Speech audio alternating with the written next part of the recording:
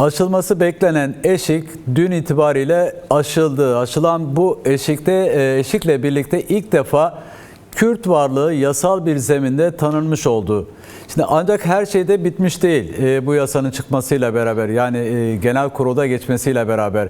Bu yasanın taşıdığı anlamı konuşurken yasanın büyük bir oy çokluğuyla kabul edilmiş olması, bu oy çokluğunu nasıl okuyorsunuz diye başlamak isterim. Verilen mesaj nedir meclisten? Evet, yani çok tarihi bir adım atıldı. Bu yasayla birlikte çatışma zemininden hukuk ve siyaset zeminine geçit yapılmış oldu. O açıdan önem taşıyor.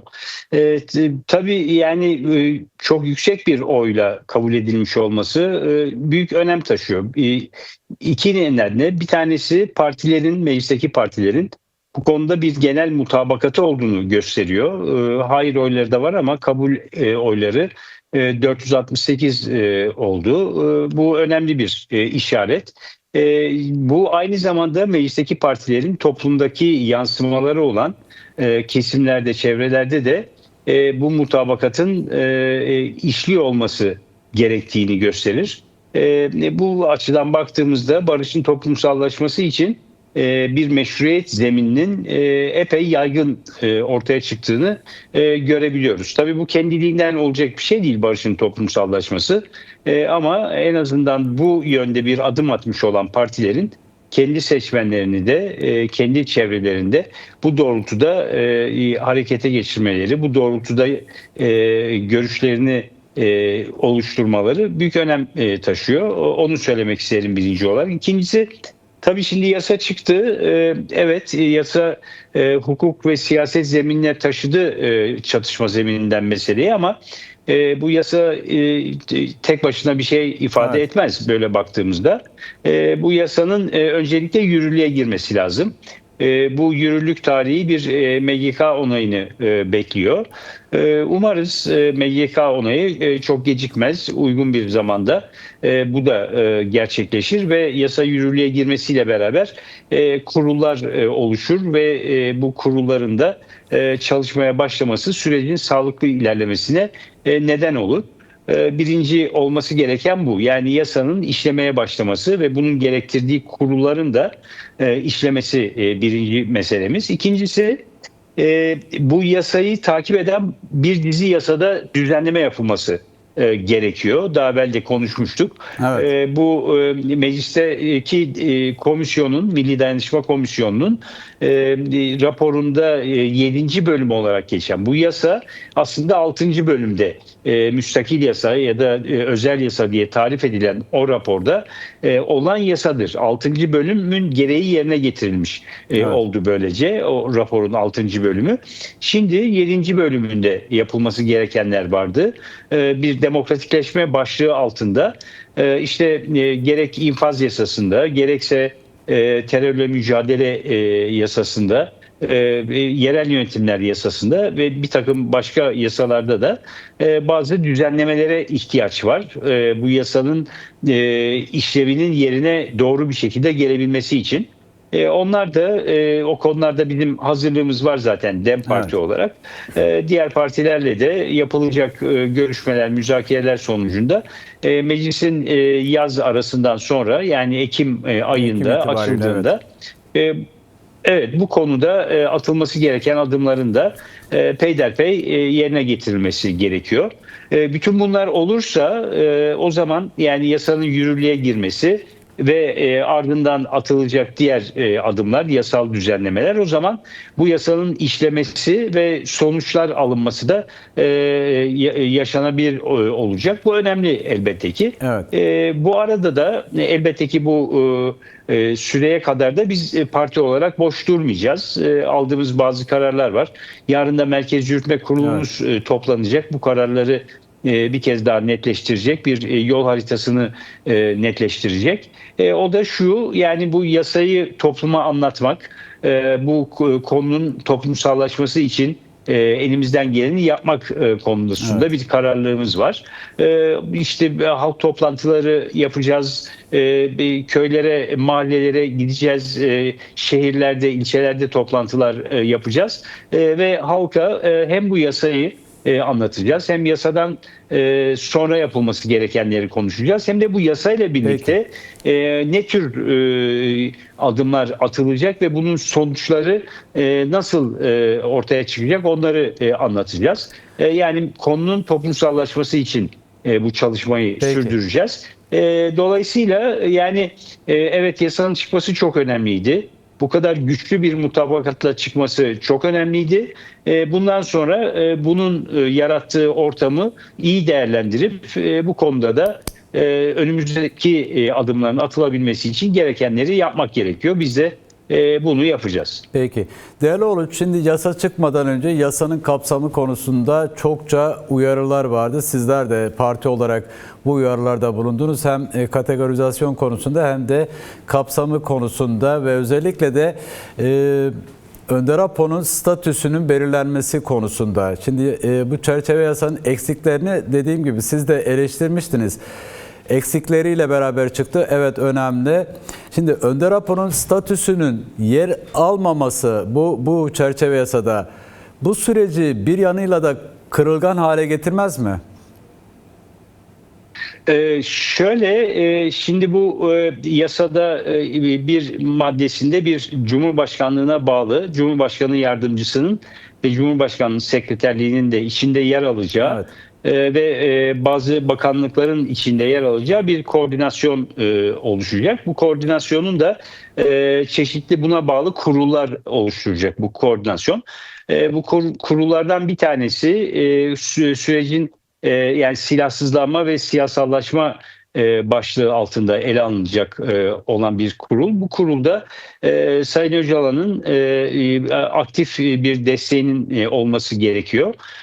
Çünkü bu yasanın yerine gelebilmesi için, bu adımların atılabilmesi için birçok düzenlemenin gerçekleşmesi gerekiyor. Yani hem silahlarını bırakanlar açısından, onların bir hukuki prosedür çerçevesinde ülkeye dönüşlerinin gerçekleşmesi açısından, toplumsal bütünleşmenin sağlanması açısından adımların atılması gerekiyor ve bu süreçte de Sayın Öcalan'ın elbette ki çok önemli bir işlevi, rolü olacak. Dolayısıyla bu kurullar çerçevesinde de Sayın Öcalan bu çalışmanın bir parçası haline gelmiş olacak. Bu fiili durumla birlikte bu işlemeye de başlayacak. Bu çok önemli. Evet. Çünkü yani yasanın çıkması elbette ki bir ilk adım ve bir başlangıç. Dedik, eksikleriyle beraber bunu yaptık. Fakat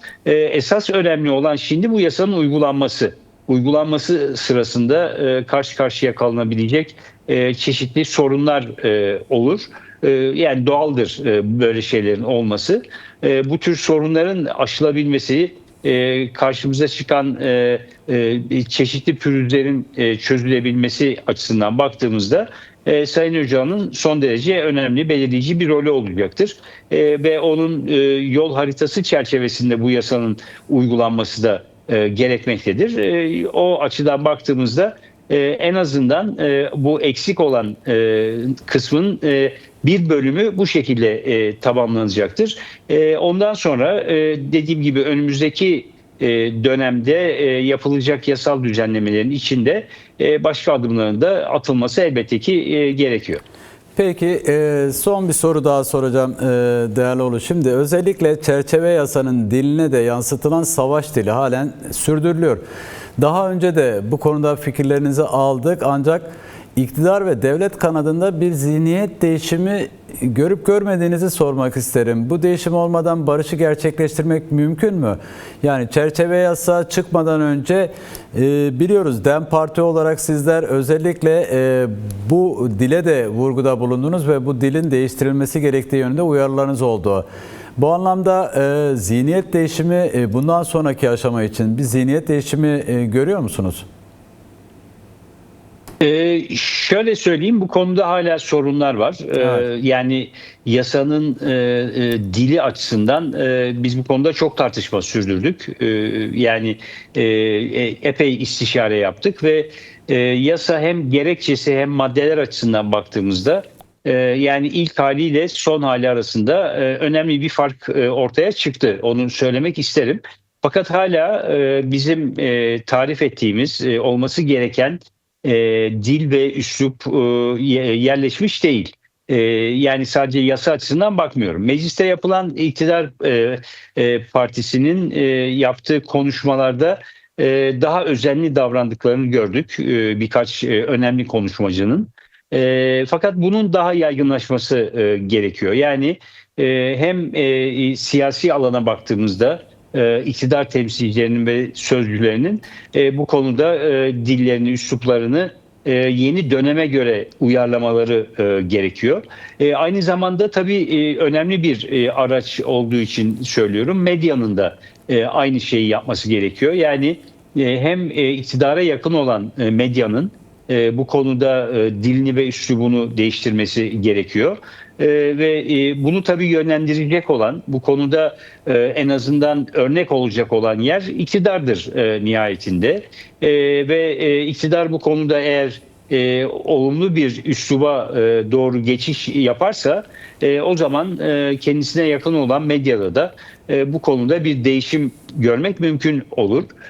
Tabii aslında arzu edilen medyanın daha hızlı şekilde bunu yapmasıdır ama maalesef öyle bir ortam yok.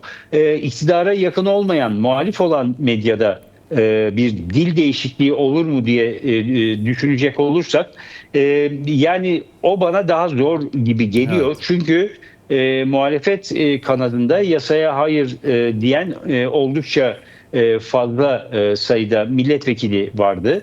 Olmamasını arzu ederdik biz elbette. Ama böyle bir gerçeklikle karşı karşıyayız. Dolayısıyla muhalif olduğunu söyleyen medyadaki dil ve üslup değişikliği, sürece bakış açısından değişikliğin yaşanması biraz daha zaman alacak. Bu konuda bizim üzerimize çeşitli görevler düşüyor. Bizim Evet. daha aktif olmamız ve bu değişim doğrultusunda çaba sarf etmemiz gerekiyor elbette. Ama bir bütün olarak baktığımızda artık belli bir aşamaya gelindi. Bu aşamada yani konunun hukuki ve siyasi alana artık devredilmiş olmasıyla beraber ve o alanda atılacak adımlarla Kürt sorununun demokratik barışçı çözümü doğrultusunda gelişmeler yaşanması gerekiyor. Bu açıdan baktığımızda dilin, üslubun kesinlikle bu yeni döneme göre uyarlanması, düzenlenmesi gerekiyor. Bizim de üzerimize düşenler var dediğim gibi. Biz de bu konuda çabamızı sürdüreceğiz. Başka türlü sağlıklı bir toplumsallaşma olmaz. Yani o nedenle hani hep konuşulan bir şey var. Sıkılı yumruklarla tokalaşılmaz diye. Gerçekten hala bazı noktalarda Evet. hem medyada hem iktidar noktalarında yumrukların sıkılı olduğunu görüyoruz. Bu konuda çok vakit kaybetmeden herkes üzerine düşeni yapmalı ve burada bir değişim sağlanmalı diye düşünüyoruz. Çünkü yani yasanın adının içinde de toplumsal bütünleşme geçiyor. Evet. Toplumsal bütünleşmenin sağlıklı bir şekilde ilerlemesi, entegrasyonun sağlıklı bir şekilde olması için gerçekten bu konuda önemli adımlara ihtiyaç var. Bunu da yapmak için hep beraber çaba göstermemiz gerekiyor.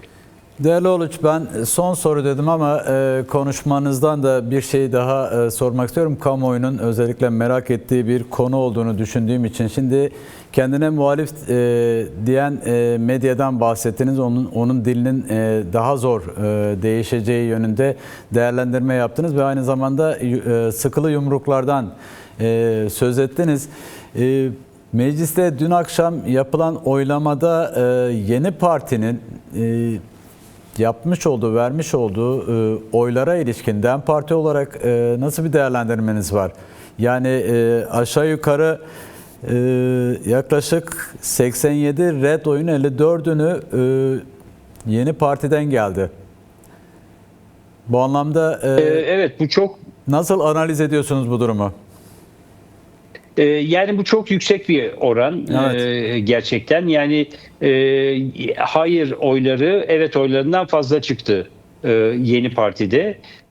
Ki Yeni Parti'nin genel başkanı mecliste de yaptığı konuşmada kendisinin ve yönetimin öncelikli olarak evet oy vereceğini söylemişti. Yani partinin genel başkanının ve yönetimin evet verdiği bir yerde evet, milletvekillerini biraz serbest bıraktılar.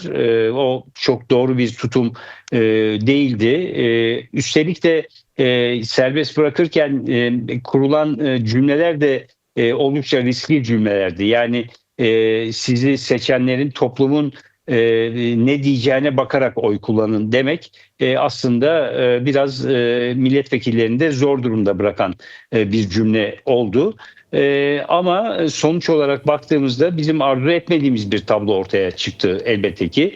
Biz isterdik ki nasıl Milli Dayanışma Komisyonu'nda rapor neredeyse oy birliğiyle çıktıysa ve orada o zamanki Cumhuriyet Halk Partisi'nin temsilcilerinin bir kişi hariç hepsi olumlu oy verdiyse Evet. aynı şekilde burada da buna yakın bir tablonun ortaya çıkmasını isterdik doğrusu. Fakat olmadı. Bunu elbette ki değerlendirmek gerekiyor. Bu şunu da gösteriyor. Yani Kürt sorununun demokratik çözümü konusunda e, yani hem eski dönem açısından baktığımızda onların partisi Cumhuriyet Halk Partisi açısından baktığımızda bizim yaptığımız yönelttiğimiz eleştiriler vardı, eksik gördüğümüz şeyler vardı, yanlış gördüklerimiz vardı. O eksikler ve yanlışların yeni partiye de taşındığını anlıyoruz biz bu ortaya çıkan sonuçla birlikte.